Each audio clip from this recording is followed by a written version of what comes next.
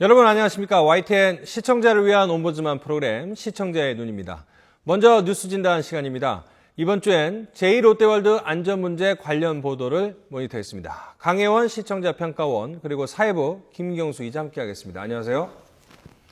자, 먼저 YTN의 단독 보도 제2롯데월드 수족관에서 물이 샌다. 이 보도를 시작으로 다른 문제점들, 안전사고도 잇따라 보고가 됐는데 그 관련 보도 어떻게 보셨습니까? 네, 균열과 누수 등 각종 사고에 시달리던 제2롯데월드가 서울시의 일부 업장, 제2롯데월드에 대해서 서울시가 일부 업장에 사용 중단 명령을 내렸습니다. 이에 지난 17일 롯데월드 측은 서울시의 요구를 수용하고 대국민 사과를 통해서 철저한 안전 점검과 개선을 약속했습니다. 이에 따라 제2롯데월드의 수족관과 영화관은 사용 제한에 들어가 기존의 예매 고객에 대한 환불 조치가 이루어지게 되었고 인명사고가 발생한 공연장은 일단 공사를 중단하게 되었습니다.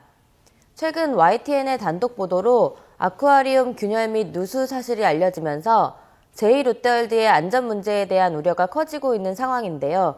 늦게라도 변전소와 구조 등에 대한 철저한 안전검사를 실시하게 된 점은 다행스러운 일이지만 기존에 이미 일정한 안전검사를 통과해서 개장을 한 상태에서도 지속적으로 문제가 발생했기 때문에 국민의 신뢰를 되찾기 위해서는 검사 기관이나 결과에 대한 공신력을 확보하는 것이 큰 과제라고 생각됩니다.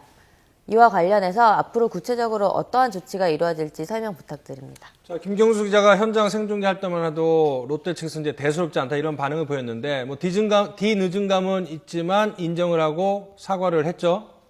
네, 그렇습니다. 지난 17일 롯데 측은 제2롯데월드 홍보관에서 기자회견을 열고 대국민 사과문을 발표했습니다. 이 자리에 제2롯데월드 사업시행사인 롯데물산과 건설사인 롯데건설 등 롯데 계열사 임원들이 국민들 앞에 머리를 숙였죠. 서울시가 누수와 진동 등 문제가 생긴 수족관과 영화관의 사용을 제한한다는 조치를 내린 바로 다음 날이었습니다. 롯데 측은 이 같은 서울시의 사용 제한 조치를 충실히 이행하겠다면서 안전대책 마련에 최선을 다하겠다고 약속했습니다. 우선 누수가 발생한 수족관에 대해선 기존의 수족관 시공업체가 아닌 다른 외국 업체를 선정해서 안전 점검을 하겠다고 밝혔는데요. 기자회견 당일부터 시작해서 사흘 동안 이 누수 원인과 하자 처리 방법의 적절성, 그리고 유지 보수 방법 등을 철저히 따져보겠다는 겁니다. 또 이후에도 서울시와 협의해서 이 공신력 있는 전문 기관을 추가로 선정하고 수족관 아래 지하 변전소 관련 부분 등 전반적인 안전 문제를 점검하겠다고 말했습니다. 사실 안전 점검은 이미 롯데 측이 자체적으로 수없이 했을 겁니다. 하지만 그동안 자체 안전 점검의 실효성에 대한 지적이 많았고 또 안전 점검을 했다면서도 여러 문제들이 발생한 만큼 이번에는 외부 전문가를 통해서 점검을 받고 또 신뢰도 논란을 애초에 차단하겠다는 것으로 보입니다. 내부에 흔들림이 발생한 영화관도 마찬가지입니다. 롯데 측은 문제가 생겼던 14관뿐만 아니라 영화관 전체에 대해서 종합적인 조사에 나설 계획이라고 밝혔는데요. 역시 믿을 만한 외부 진단업체를 통해서 점검을 진행하겠다고 말했습니다. 네, 롯데 측은 수족관과 영화관의 영업 재개 여부도 점검과 보수가 끝난 후에 서울시와 협의해서 결정할 계획입니다. 사과 기자회견 말미에 고객과 시민들의 불안을 떨칠 수 있게 철저히 조사하고 점검하겠다고 약속을 했는데요. 무너진 신뢰를 회복할 수 있는 마지막 기회라고 생각하고 철저히 조사하고 그 결과도 투명하게 공개해야 할 것으로 보입니다. 네, 이런 와중에 제2롯데월드 공사 현장에서 근로자가 숨지는 사고가 일어났는데 이에 대한 롯데월드 측의 대응도 부실했다 이런 지적도 있습니다. 어떻게 보셨습니까? 네, 제2롯데월드는 건물 자체의 안전 문제뿐 아니라 공사 과정에서 현장 인부들의 인명사고가 지속적으로 일어나 또 다른 우려를 사고 있습니다. 바로 이번 주에도 근로자가 사망한 사건이 발생했는데요. YTN 보도를 살펴보면 사고 당시 부상당한 인부를 발견하고도 인근 119 구조센터에 바로 연락을 하지 않았다는 점이 지적되기도 했습니다. 보도에 따르면 내부 보고 과정에서 119 신고를 할 경우 외부에 알려질 것을 우려해 발견 후 약 7분이 지나서야 롯데 지정병원에 연락을 했다는 점이 밝혀진 겁니다. 특히 피해자가 이송 도중에 숨졌다는 점을 고려하면 생명이 왔다 갔다 하는 상황에서 기업 이미지를 안전수칙보다도 우선시했다는 점에 대한 비난을 피하기는 어려워 보이는 상황입니다. 올 한 해 대형 인명사고들을 겪으면서 안전 매뉴얼을 갖추는 등 시스템적인 개선이 필요하다는 지적이 지속적으로 이루어져 왔는데요. 이번 사례를 살펴보면 민관 합동 방제 훈련 당시에는 3분 25초 만에 119 차량이 현장에 도착했지만 실제 상황에서는 내부 조율을 거치면서 22분 만에 환자가 구조된 것으로 알려졌습니다. 이러한 점을 살펴보면 안전 교율을 만드는 것도 중요하지만 현장에서 이것이 실제로 효율적으로 이루어지기 위해서는 지속적인 점검이 필요하다는 생각이 드는데요. 올해 신설된 국가안전처가 제 역할을 하기 위해서도 이러한 보이지 않는 문제들에 대한 지속적인 문제 제기와 감시가 필요할 것 같습니다. 자, 김경수 기자가 이제 현장에서 계속 취재를 해왔는데 현장에서 취재하면서 느낀 점은 어떤 것들이 있고 문제점은 뭐라고 보십니까? 네, 그 근로자 추락 사망 사고가 발생했던 날 이 롯데건설의 책임자가 현장을 공개하고 사고 경위를 설명을 했습니다. 당시 현장에서 가장 많이 기자들이 쏟아냈던 질문 중에 하나가 왜 최초 발견자가 119에 신고를 하지 않았냐는 점이었습니다. 사람이 피를 흘리고 쓰러져 있는 것을 발견했을 때 보통은 119에 신고하는 것이 상식인데 이번 사례는 그 상식을 벗어난 일이었던 겁니다. 최초 발견자가 119에 신고하지 않았고 내부 보고를 거쳐서 결국 지정병원 구급차로 이 부상자가 이송된 사실이 확인되면서 논란은 더욱 커졌습니다. 더 가까운 119 구조센터를 놓고 굳이 더 먼 지정병원의 구급차를 이용한 이유를 놓고도 사고 은폐 의혹이 불거졌습니다. 롯데 측은 제2롯데월드에 대해서 잘 알고 있는 지정병원을 부른 것이고 구급차가 오는 동안 당시 의식이 있었던 근로자에 대해서 응급조치 등을 하느라 미처 119에는 신고하지 못했다고 해명했습니다. 그리고 앞으로는 교육을 강화해서 반드시 119에 신고할 수 있도록 하겠다고 밝혔는데요. 환자가 병원으로 이송되던 중에 숨진 것으로 알려지면서 좀 더 빠른 조치가 있었더라면 하는 아쉬움이 남습니다. 또 사고 발생 후 조치뿐만 아니라 사고 발생 당시의 상황에 대해서도 조사가 필요한 부분이 많습니다. 롯데 측은 사고 당시에 목격자가 없어서 정확한 사고 경위는 파악할 수 없다고 밝혔는데요. 길이가 6m 이상인 무거운 철제 구조물을 옮기는 작업을 하면서 안전수칙이 잘 지켜졌는지 등도 논란이 됐습니다. 앞서 지난 9월에 제2롯데월드 개장을 앞두고 롯데그룹과 경찰 그리고 구청과 소방서 등이 참여해서 민관 합동 종합방제훈련을 했었는데요. 2,700명이 대피하는데 4분 30초가 소요돼 합격점을 받았다는 자평과는 다르게 참가자의 절반가량이 롯데 관계자여서 보여주기식 훈련이라는 지적도 있었습니다. 이때 훈련 당시에는 3분 25초 만에 현장에 구급차가 도착한 것으로 기록이 됐는데요. 하지만 이번 근로자 추락 사망 사고 때는 사고 발생 20분이 넘어서야 부상자가 구조될 수 있었습니다. 당시 훈련이 보여주기에 불과했다는 지적에 무게가 실리는 지점입니다. 훈련이 단지 훈련에 그치고 실제 상황에선 전혀 다른 결과가 나오는 부분은 개선이 필요해 보이는데요. 위기나 재난 발생 시에 이 대응 지침을 꼼꼼히 살피고 또 실제 제대로 지켜질 수 있는지를 지속적으로 점검해야 한다는 지적이 나옵니다. 그리고 그 역할을 바로 국민안전처가 해야 할 것으로 보이는데요. 이번 수족관 누수도 그렇고 제2롯데월드와 관련된 여러 문제점들이 언론 등을 통해 불거진 경우가 많았습니다. 앞으로는 이 국민안전처가 이름에 걸맞게 안전 관련 분야에서 좀 더 주도적으로 문제를 제기하고 꾸준히 관리 감독하는 역할을 할 수 있기를 기대해 봅니다. 네, 지금까지 제2롯데월드 사건 사고와 관련해서 알아봤습니다. 두 분 오늘 말씀 고맙습니다.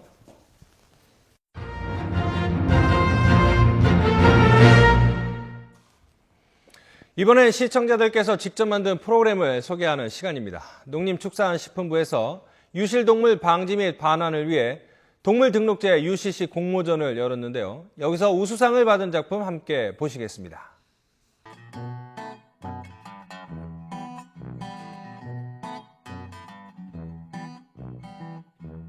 안녕? 내 이름은 초코야. 우리 주인이 내 코가 초콜릿 같다고 지어준 이름이야. 나는 오늘 너희들에게 할 말이 있어.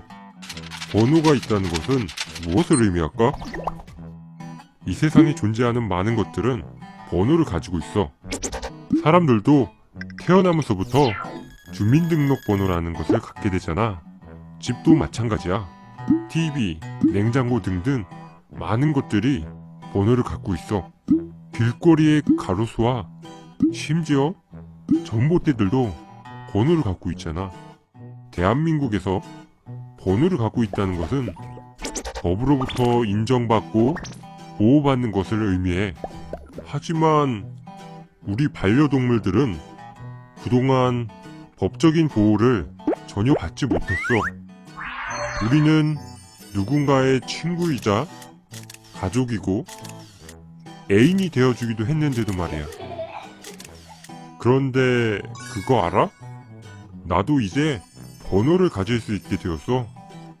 법적으로 인정받고 보호받을 수 있다는 거야. 그 말은 내가 주인을 잃어버려도 금방 찾을 수 있는 방법이 생긴 거지. 동물병원에서 간단한 절차를 거치면 우리에게도 인간의 주민번호와 같은 등록번호가 만들어져서 칩이나 목걸이를 하고 다닐 수 있어. 우와! 멋지지 않아? 혹시 이 머리 위의 숫자가 그 등록번호냐고? 아쉽지만 그렇지 않아. 이건 유기견 번호야. 난 반려동물 등록제에 혜택을 받지 못했거든. 위에 줄어드는 숫자는 뭐냐고? 이건 내가 안락사하기까지 남은 시간이야. 이 숫자가 다 없어지기까지 새로운 주인이 나타나지 않으면 나는 안락사를 당하게 되지. 이 숫자가 없어지기 전까지 주인이 나타나길 바라고 있어. 그리고 부디 더 이상 나 같은 강아지들이 없길 바래.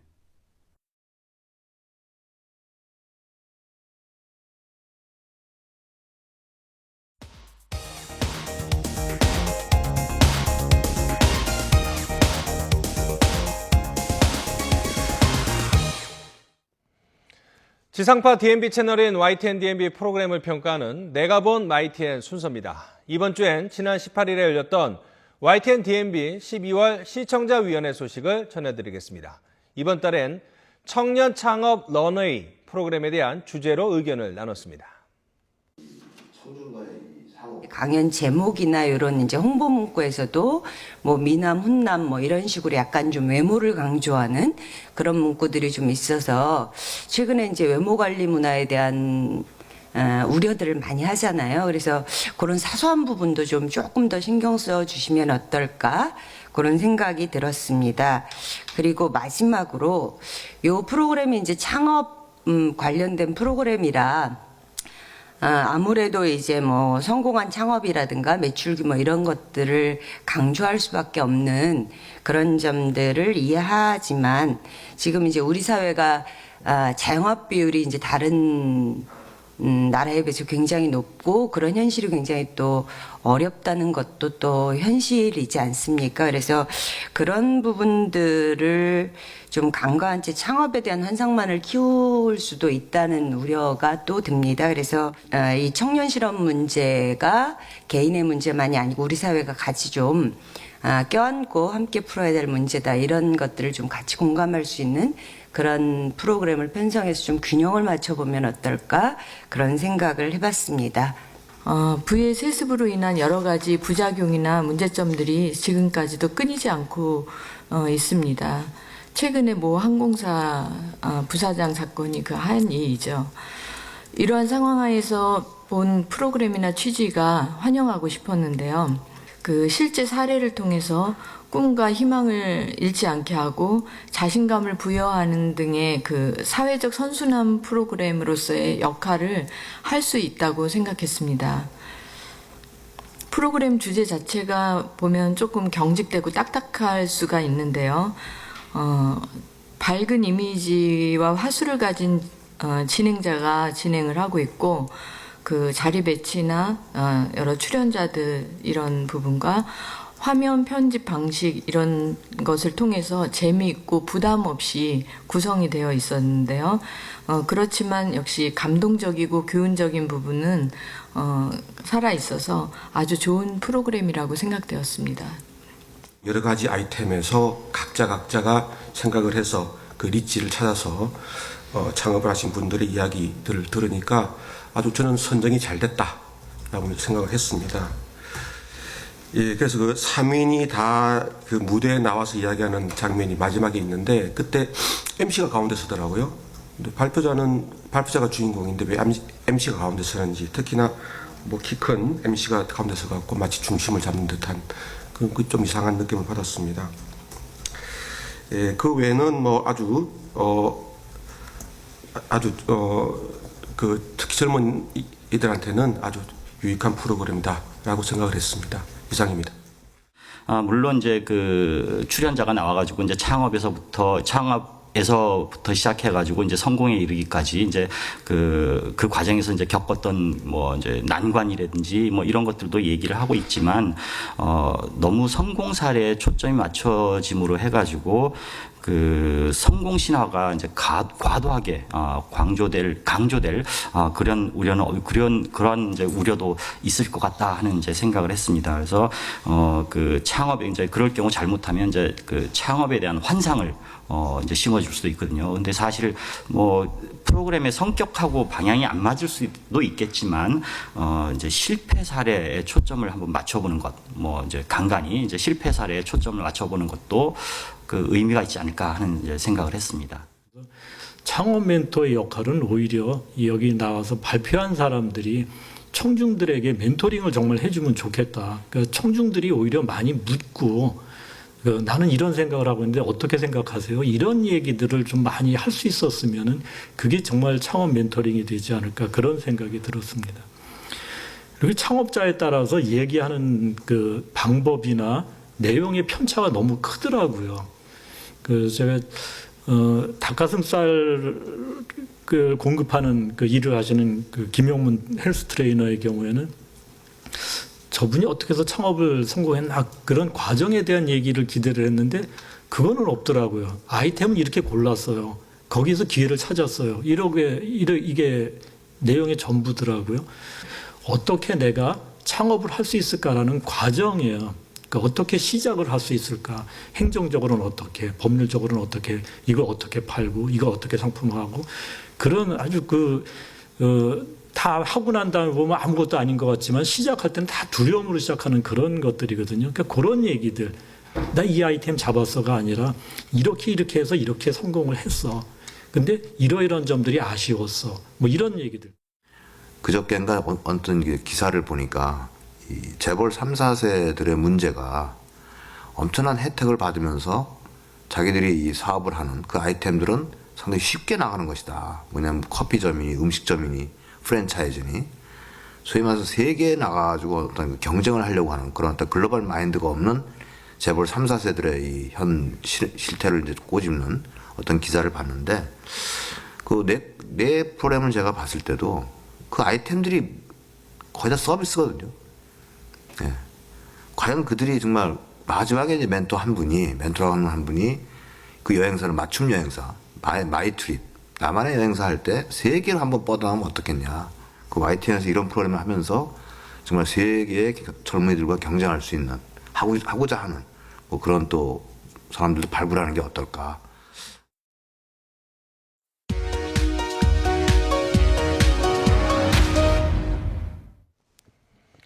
이번 순서는 시청자들의 지적사항을 정리한 모니터 보고 시간입니다. YTN 뉴스를 시청하다 보면 기사 내용을 쉽게 이해하기 위해 준비한 자막의 오류가 종종 나타나는데요. 뉴스 시청의 불편을 겪는다는 시청자들의 지적이 있었습니다. 지난 17일 캐릭터 가면에서 유해물질 검출 관련 기사에서 2개의 인터뷰 화면이 이어져 나갔습니다. 그런데 두 번째 화면의 인터뷰 자막에는 인터뷰의 이름과 직업 관련 정보가 나가는 부분에 인터뷰 내용이 표기돼 어색한 측면이 있었습니다. 그런가 하면 16일에는 앵커가 땅콩 회항 사건 파장에 대한 내용을 전하고 있었는데 어제 박지만 회장 검찰 출석이라는 엉뚱한 자막이 그대로 노출됐습니다. 10여 분 전에 박지만 검찰 출석 당시 영상과 조현아 전 부사장 국토부 출석 당시 영상을 비교하는 장면에 나왔던 자막인데 잘못 나왔습니다. 또 같은 날 임질범 총 빼앗으려다 희생자 애도 물결 기사에서는요. 호주 시드니에서 발생한 인질극에 대한 현장 영상을 해외 언론을 통해 전달했습니다. 자막 등은 식별이 가능하도록 해주는 게 좋고 영어로 나오는 자막을 제시해 주려면 모든 내용이 나오도록 해주는 게 더 좋은데 한국어 자막을 더 씌우려면 확실한 크기로 덮어 제시하는 것이 조금 더 시청자 친화적인 방송이라는 지적이 있었습니다.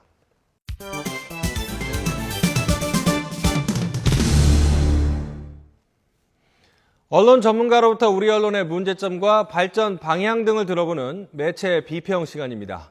오늘은 이종혁 광운대학교 교수로부터 사회적 논란 속 위기관리의 민낯과 발표 저널리즘의 한계라는 주제의 논평 들어보시겠습니다. 언론의 현장에서 발표 저널리즘이라는 출입처 시스템의 한계는 이미 우리에게 익숙한 개념입니다. 그런데 왜 지금 이 시점에서 우리는 발표 저널리즘에 주목해야 할까요? 최근 들어 사회적 책임을 갖는 지도층, 즉 대기업의 경영진, 정책의 책임자를 망라한 사회의 여러 영역에서 우리는 노블레스 오블리주는 고사하고 최소한의 기본과 상식이 붕괴되는 모습을 목격하게 됩니다. 국가 안보를 책임지는 위치에 있던 결재권자는 자신은 사인만 했고 실무자가 모든 것을 알아서 한 것이라며 책임 회피형 주장을 펼칩니다. 또 모 기업은 기업 경영자의 잘못이나 실수한 부분이 명확함에도 이를 실무자가 잘못한 것에 대한 정당한 조치였다는 자기 옹호적 주장을 언론을 상대로 당당하게 발표하기도 합니다. 공공과 민간 영역 가릴 것 없이 똑같은 맥락의 주장들이 이어지고 있는 것입니다. 이러한 주장 대부분은 자신들의 이익이나 개인의 안위를 위해 언론을 활용해 대여론전을 1차적으로 시도했다는 데 문제가 있습니다. 언론 앞에서조차 모든 것은 나의 책임다라는 진정성을 갖는 한마디의 말이 이렇듯 인색해진 현실은 궁극적으로 우리도 인지하지 못하는 사이에 보이지 않는 발표 저널리즘이 관행처럼 내재되었기 때문입니다. 내가 말하는 것을 언론이 그대로 전달할 것이라는 자신감을 그들에게 심어준 결과입니다. 1979년 일본의 언론인 하라토시오가 사용한 발표 저널리즘은 취재원의 발표, 특히 권력을 소유한 주체들의 발언이나 발표를 가감없이 보도하는 관행을 비판한 것입니다. 이로 인해 언론 기사의 획일화와 의제 설정 기능이 위축되면서 많은 비판이 이어져 왔습니다. 하지만 이런 문제를 바라보던 일부 정치와 자본 권력의 주체들은 PR 활동 중 위기관리라는 영역을 곡해하여 자신들이 메시지를 어떤 식으로 관리하느냐에 따라 여론을 조종할 수 있다는 인식을 갖기 시작했습니다. 그 이유는 자신들의 메시지 전략이 기본적으로 언론 보도에 일정 수준 이상 영향을 미칠 수 있다는 것을 전제하기에 가능한 것입니다. 이러한 인식이 언론에 어떻게 대응하는 것이 단기간의 위기 극복, 위기 확산의 방지, 위기 탈출, 이미지 회복에 이르는 과정을 효과적으로 관리할 수 있는지에 대한 논의를 가능하게 했습니다. 언론들이 경쟁적으로 논란의 주체들이 무슨 말을 하는지 지엽적인 것에 주목하고 독특한 어휘나 문장 하나에만 집중하면서 다량의 기사를 쏟아내고 발표하는 관행의 고리를 끊지 못했기 때문입니다. 그로 인해 논란의 주체들은 책임에 준하는 엄중한 자기혁신의 기본 과정보다 이미지 관리와 수사적 맥락을 관리하는 편협한 위기관리 활동을 일상화하고 있습니다. 본질적인 책임보다 책임 회피를 위한 단편적 수단으로 대언론 소통을 인식한 레토릭 수준의 홍보, 위기관리 전문가들의 메시지에 언론이 발표 도구로 전락하고 있다는 사실을 다양한 사건, 사고, 위기 상황 속에서 언론 스스로가 인식하고 경계해야 할 것입니다. 시청자의 눈은 시청자 여러분의 참여를 기다리고 있습니다. YTN 홈페이지 시청자 의견 코너에 글을 남겨주시면 좀 더 정확하고 공정한 방송을 만드는 데 참고하겠습니다. 이번 주 순서는 여기서 마치겠습니다. 고맙습니다.